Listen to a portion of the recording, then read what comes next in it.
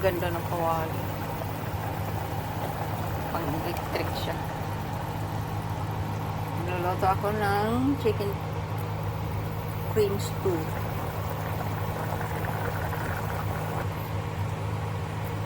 Yan, ginisa siya ng bawang, sibuyas at saka pepper. Then chicken. Bago pala siya ginisa, yung oil na yun, pinirito ko muna yung, ginisa-gisa ko muna yung patatas sa carrots para hindi siya mabilis malata. Ayan. Tapos, inaon ko yung patatas sa carrots, tinabi ko, sinisit aside ko muna, then ginisa ko na yung oil na natira, yun ang pinagigisa ko sa sibuyas, bawang at ichitira. Then chicken.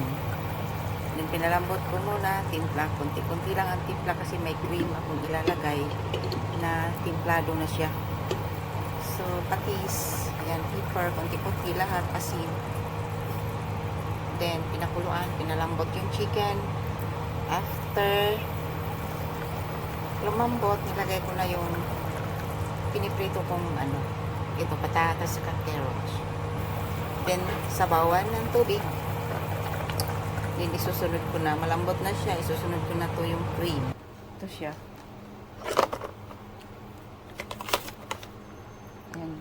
Ito yung tira dati. Hindi ko inubot. Ayan siya, oh. Biyakin. Off muna natin. Kasi kailangan ilagay yung cream walang apoy or low fire. Nahati siya ng 4. So, kalahati ilagay natin. Then, haluin. Tsaka yung maliit na matira. Haluin natin hanggang matunaw na yung nilagay natin na cream. Itong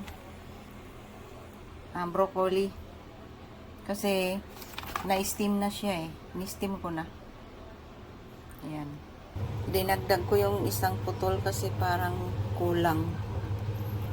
Saka medyo matabang.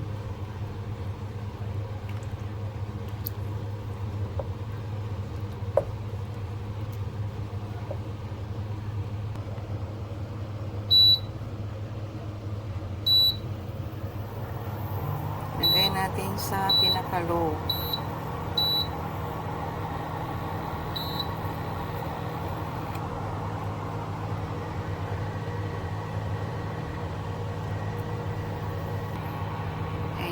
Nag-sticky na yung soup. Siguro sakto na ang timpla dito.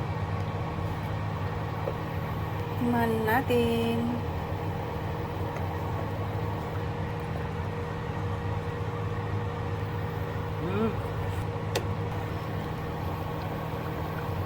Ayan, nilagay ko na ang broccoli. Na-steam na siya. Kaya anytime nito siya luto na.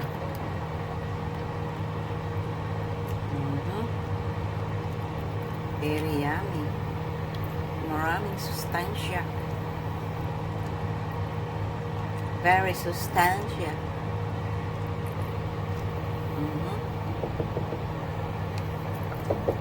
Yummy.